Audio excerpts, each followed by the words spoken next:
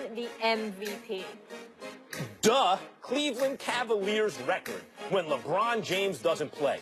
4-19. No one means nearly as much to the success of any team they're on in the NBA as LeBron James. I don't give a damn what you say. This better be James Harden's moment. As far as I'm concerned, he's the league MVP. You know what the Houston Rockets are without James Harden? They're the Lakers. That primary ball handler is going to have inflated stats, particularly if he plays for who? Mike D'Antoni. That's not. You look good with Jeremy freaking Lin. You're being blasphemous. You take hard not to take LeBron every day of the week.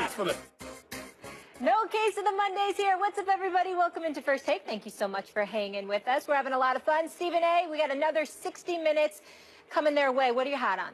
Well, on a fun note, I get to talk about Shaq and Javale McGee. I am going to have a ball with this topic. Just thinking about it has me laughing. I got to admit to you, it has me laughing. And on another note, I can't wait for my final take. It will be on O.J. Simpson. I'll explain. 4 takes, that's true. 3 takes, not me. 2 takes if you lucky. 3 takes, got me.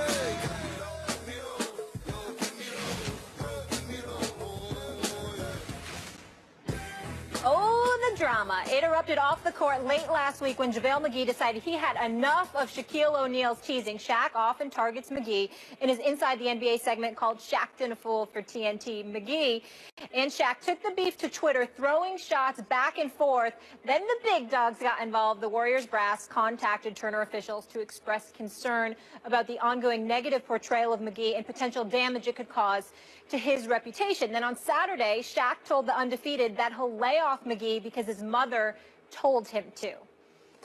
Stephen A., do you think the Warriors should have contacted TNT? Absolutely not. The Warriors look bad in this situation. They come across as big babies. Everybody knows how I feel about them. I respect the hell out of Steve Kerr. I think he's a great coach. I respect the hell out of Bob Myers. Joe Lacob is a fabulous owner. They're a first-class organization, but this reeks of pettiness. It's like, come on now. If JaVale McGee can't put on his big boy pants and deal with this, then you know what? He doesn't need to be in the league. And Kevin Durant, we all know how it's like when he comes to your defense. He'll come to your defense now and depart ways from you in another month or so. You never know with him. So they'll take that with a grain of salt. But let's be clear about something here. You know, JaVale McGee, let me be respectful. Pamela McGee is his mama. She was a former #2 overall pick in the WNBA draft in 1997, I believe.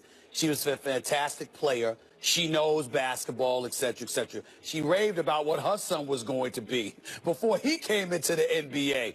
Hasn't worked out so well. He's 7 feet tall.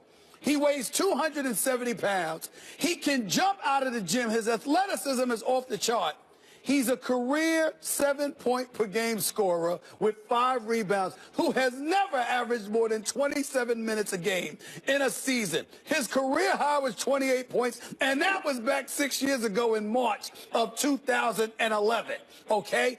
And in terms of Shaq and a Fool, can y'all play some of those videos for me, please? I mean, it's not like Shaq's lying. You know what I'm saying? I mean, it's happened, y'all. The video is there. I mean, some of these bloopers, just watch them. I mean, the list just goes on.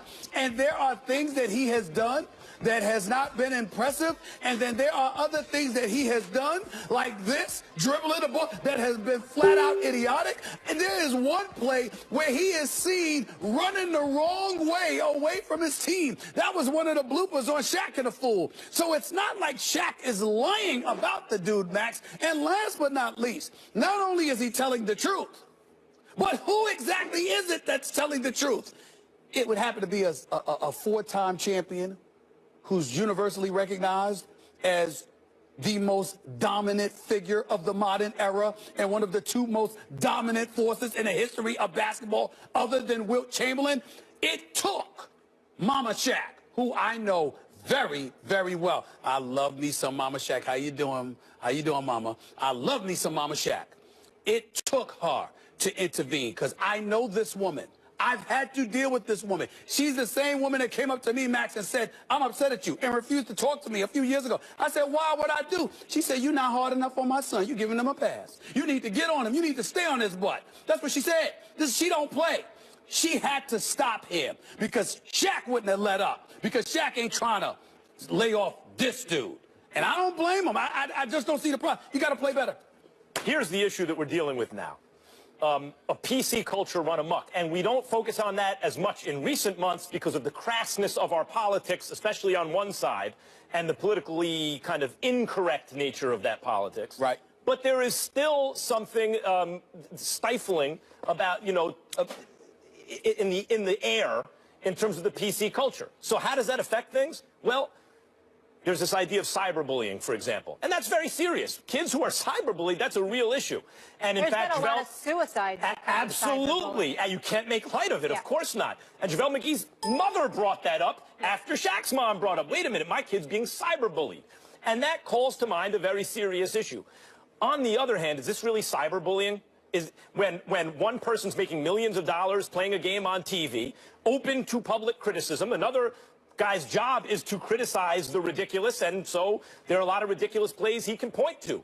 Is that really, and for the Warriors to contact a media outlet and say, hey, can you go easy on our guy? That's like being teased by the class clown and having your mom or dad come to school. On the one hand, I get it. If it's actually bullying, the mom or dad should come to school. But if it's simply being teased by the class clown, and where do you draw the line? Well, another interesting thing came up recently. Yep. Mark Cuban. There was a Bleacher Report that puts an, you know, an honest, a funny little thing where he's airballing a shot, and Mark Cuban complains, and they take it down and apologize. So it's in this general atmosphere of political correctness run amok that we're dealing with this, and I think that informs some of our opinion about this. Maybe don't worry so much about. This is not really bullying. It's kind of fair criticism that they're complaining about. Can I play devil's advocate, because I feel like you guys are on the same page here? And the Bleacher Report was an isolated incident, and I love the show Inside the NBA. I get Shaq in a fool. I get the segment, but why repeatedly show this guy? You don't think that becomes personal? Other guys have bloopers. Let me stop you right there, Molly. We sit on a show where we critique things every morning. You gonna tell the producers it ain't just Shaq. TNT does that. They give him that video. They play that video. Shaq is right there showing the video. Charles Barkley is next to him being absolutely hysterical. By the way, Ernie Johnson is laughing his tail off, and we all know Ernie Johnson, rather, to be absolutely class personified. But that's not answering my question. It is answering your question. No. I'm saying to you that... Why repeatedly him? Because he's repeatedly doing it. But there's no one else to show? Trust me when I tell you. When I watch Shaq and the Fool... Yep. He's very, very astute and accurate in who he calls out on a particular day. If there are other people, listen, there's a part of, we showed the one with Otto Porter. He's standing there frozen, and the guy runs to the other side of the, but he didn't do it 5 times. He did it once. He shows a different clip of Javale McGee, and it's a different incident that he provides. Look, what is he supposed to do? Molly, to your point. Last point is this, and I'm gonna throw this to you, Max, give you the last word here. How are these, whether it's Mark Cuban going off about Bleacher, whether it's the Golden State Warriors and others, how is this any different than Trump tweeting when he don't like something? I mean, think about it. We're not saying that's okay. No, I would say what you're reacting to, what people who don't like what Shaq's doing are reacting to, is it's the strong preying on the weak. You know, if Javale McGee is the kind of guy who just gets spacey sometimes, that's part of his personality, and he can work on it on the margins, but that's never really going to change. And so as long as he's playing, he's a target for Shaq. And Shaq is strong, Hall of Famer, one of the greatest players who ever lived, multiple-time champion, and all those kind of things. And so it just feels like not an abuse of power, but the powerful kind of preying on the weak. And so it has the sense of bullying, yes.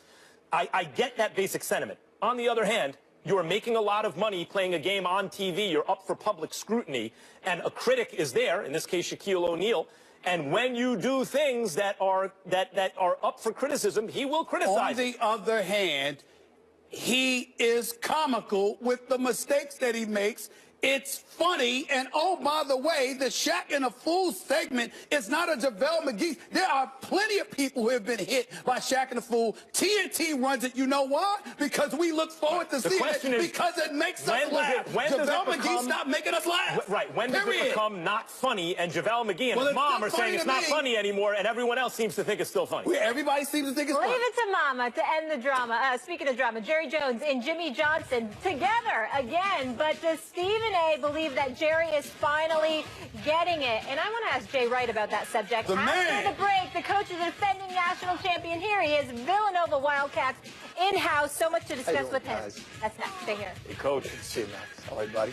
Hi, Mom. Hi, how are you? Hey, this is Shaquille O'Neal, the one who taught Stephen A. Smith everything he knows. And you're watching First Take. Hi, Molly.